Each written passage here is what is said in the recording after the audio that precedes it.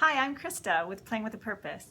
I wanted to share with you what we're doing this week during our gardening theme in our classroom. This week we're talking about gardening and plants.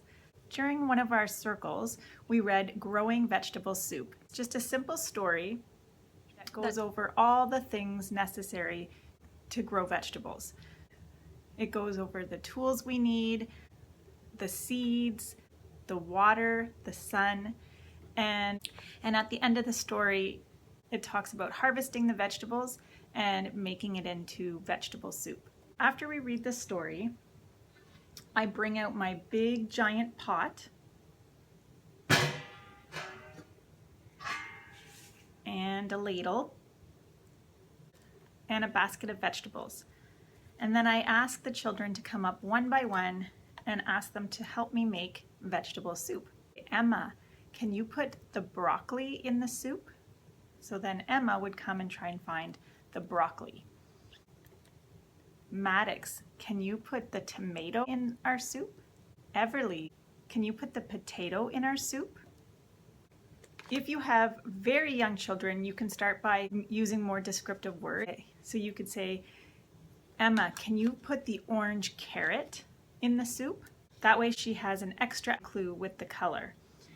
This is a great way to build more vocabulary words, and especially if you sneak in some vegetables that are less familiar to the children. For our special show and tell this week, we're having a tasting party. So the children were asked to bring something that came from a plant. Brought peppers, some brought mini cucumbers. I brought a red beet. There was tomatoes, and one little guy brought pumpkin seeds. During the month, as we talk about plants and where plants come from, the more we bring in the children's senses, the more information they retain. I have a couple of keepsake crafts for a gardening theme, and this one is broccoli. It's made out of their footprints, and they add pom-poms to the top. This makes a super cute keepsake. While we're doing this craft, I like to talk to the children about how broccoli is so good for us and it helps keep us healthy. We talk about how it keeps our eyes, our skin, our heart, and our bones all super healthy. The second craft is a radish. The top is made out of their handprint. These ones also turned out super cute. The radish is probably a less familiar vegetable for them, and so it's a great way to introduce a new vegetable to them. A couple of my favorite gardening books is Jack's Garden and Up in the Garden and Down in the Dirt. In Jack's Garden, it reinforces planting and taking care of a garden, and it introduces all the living things that make up a garden, including plants and animals. I love the way it's written. As it repeats itself over and over, the children really enjoy this story. This is the garden that Jack planted. This is the soil that made up the garden that Jack planted.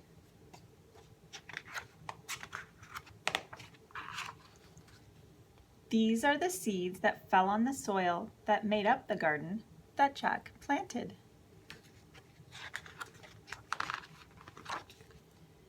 This is the rain that wet the seeds that fell on the soil that made up the garden that Jack planted.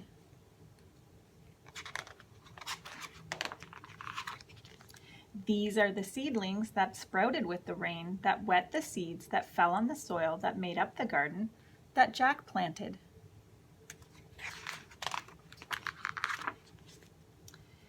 These are the plants that grew from the seedlings that sprouted with the rain that wet the seeds that fell on the soil that made up the garden that Jack planted.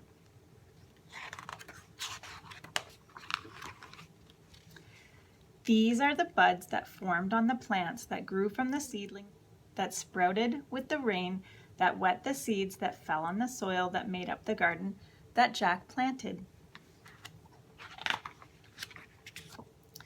These are the flowers that blossomed from the buds that formed on the plants that grew from the seedlings that sprouted with the rain, that wet the seeds that fell on the soil that made up the garden that Jack planted.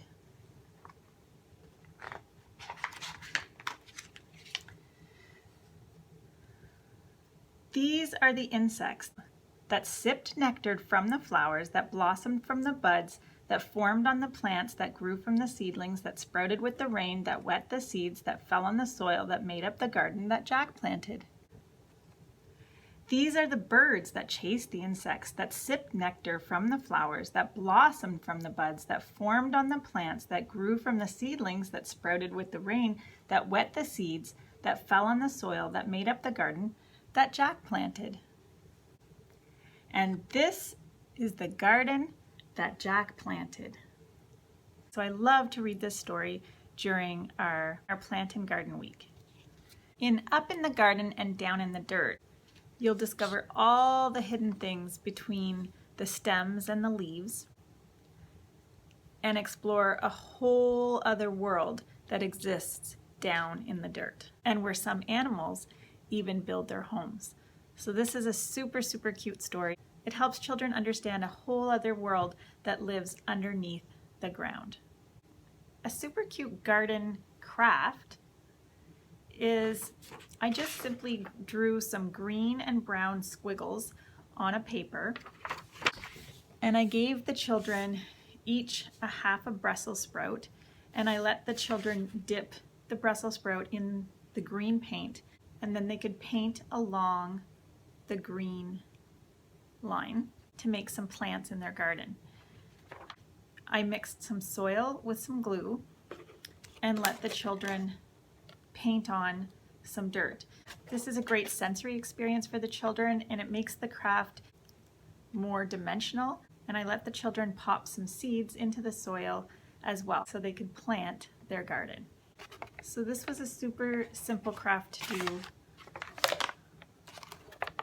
with my children. This was a great craft to be able to give them some directions and see if they were able to complete the instructions. So asking the children to follow the green line with the Brussels sprout is one instruction, and ask the children to paint the soil on the brown line is another instruction, and planting the seeds is another instruction.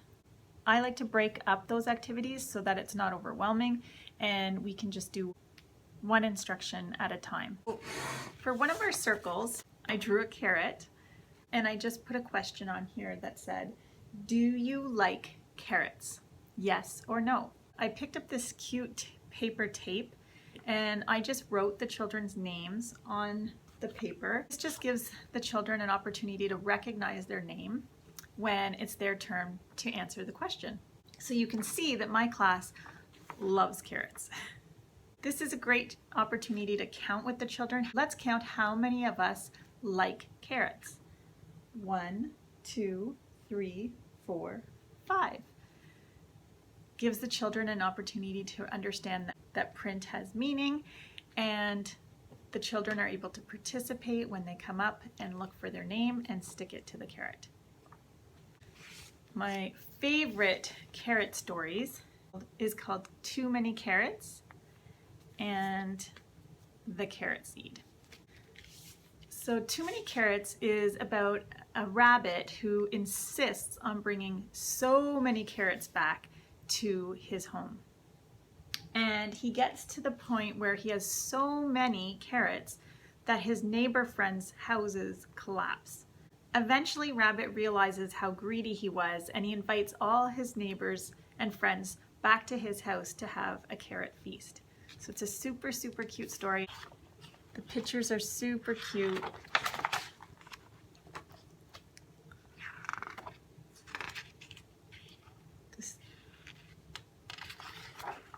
You can see him filling up his house with so many carrots.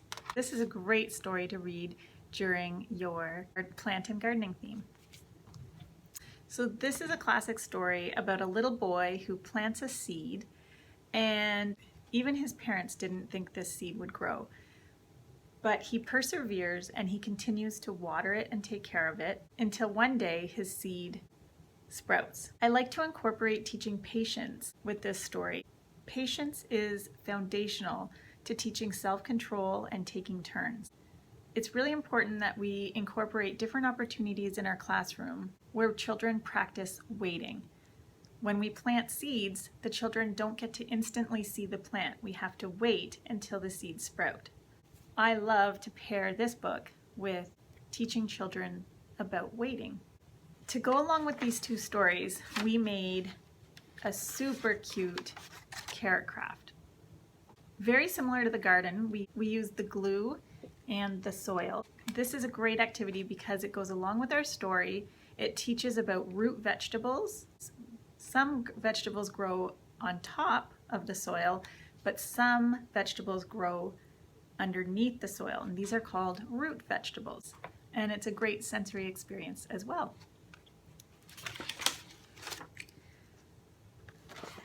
So they all turned out a little bit different, but you can see that the glue really holds together well. I used a lot of glue.